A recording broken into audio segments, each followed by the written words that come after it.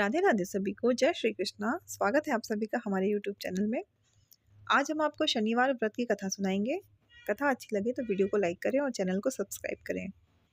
एक बार सभी नवग्रह सूर्य, चंद्र, मंगल, बुध, बृहस्पति, शुक्र, शनि, राहु और केतु में बहस हो गई। कौन सबसे बड़ा है, आपस में लड़ने के बाद सभी देवराज इंद्र के पास गए। इंद्र असमंजस की स्थिति में निर्णय नहीं दे पाए, परंतु उन्होंने सभी ग्रहों को सुझाव दिया कि पृथ्वी पर राजा विक्रमादित्य ही इसका फैसला कर सकते हैं, क्योंकि वो बहुत ही न्यायप्रिय राजा हैं। सभी पृथ्वी पर राजा विक्रमादित्य के पास गए और अपने आने का कारण बताया।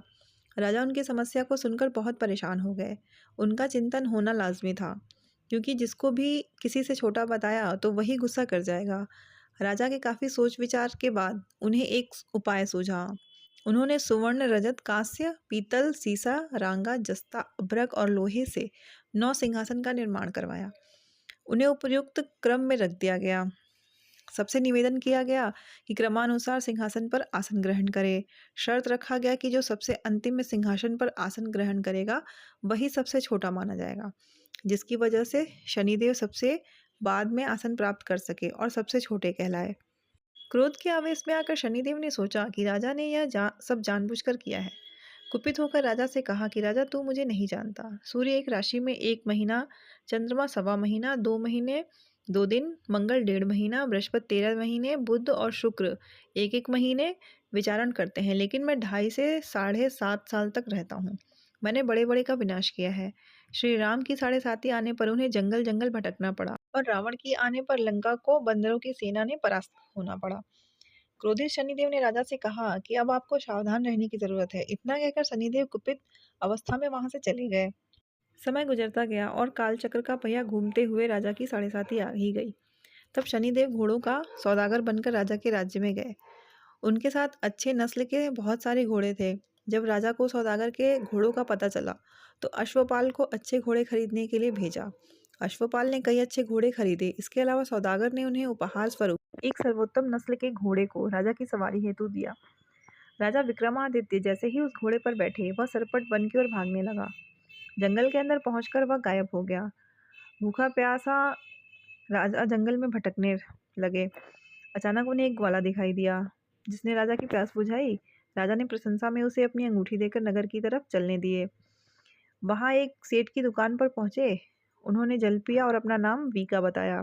भाग्यवश उस दिन सेठ की खूब आमदनी हुई।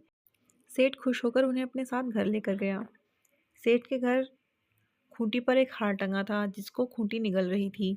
कुछ ही देर में हार पूरी तरह से गायब हो गया। सेठ वापस आया तो हार गायब था। उसे लगा कि वीका ने ही उसे चुराया है। सेठ ने वीका को कोतवाल से पकड़वा दिया और दंड स्वरूप राजा उसे चोर समझकर हाथ पैर कटवा दिया। अपंग अवस्था में उसे नगर के बाहर फेंक दिया गया। तभी वहां से एक तेली निकल रहा था, जिसको वीका पर दया आ गई। उसने वीका को अपनी गाड़ी में बैठा लिया। वीका अपनी जीभ से बैलों को हाँकने लगा। कुछ समय पश्चात राजा की सनी दशा समाप्त हो गई। वर्षा काल आने पर वीका मल्हार गाने लगा। एक नगर की राजकुमारी मनभावनी ने मल्हार सुनकर मन ही मन प्रण कर लिया कि जो भी इस राग को गा रहा है वो उसी से विवाह करेगी। उन्होंने दासियों को खोजने के लिए भेजा, परंतु वापस आकर उन्हें बताया कि वह एक अपंग आदमी है। राजकुमारी यह जानकर भी नहीं मानी और अगले दिन वह अनशन पर बैठ गई। जब लाख समझाने पर राजकुमारी नहीं मानी, तब राजा ने उस तेली को बुलवाया और वीका से विवाह की तैयारी करने के लिए कहा। वीका से राजकुमारी का विवाह हो गया। एक दिन वीका के स्वप्न में शनिदेव ने आकर कहा कि देखा राजन, तुमने मुझे छोटा बताकर कितना दुख झेला है। राजा ने क्षमा मांगते हुए हाथ जोड़कर कहा कि हे शनिदेव, जैसा दुख मुझे दिया है किसी और को ऐसा दुख मत देना। शनिदेव इस विनती को मान गए और कहा कि मेरे व्रत और कथा से तुम्हारे सारे कष्ट दूर हो जाएंगे।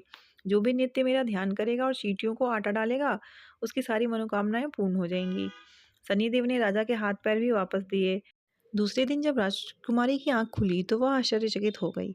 वीका ने मन भावनी को बताया कि वह उज्जैन का राजा विक्रमादित्य है। मन भावनी खुशी से फूले नहीं समा रही थी।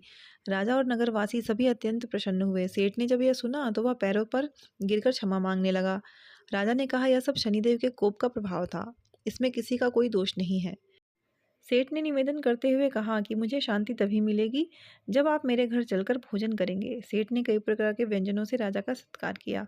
जब राजा भोजन कर रहे थे तभी जो खूंटी हार निगल गई थी वह उगल रही थी।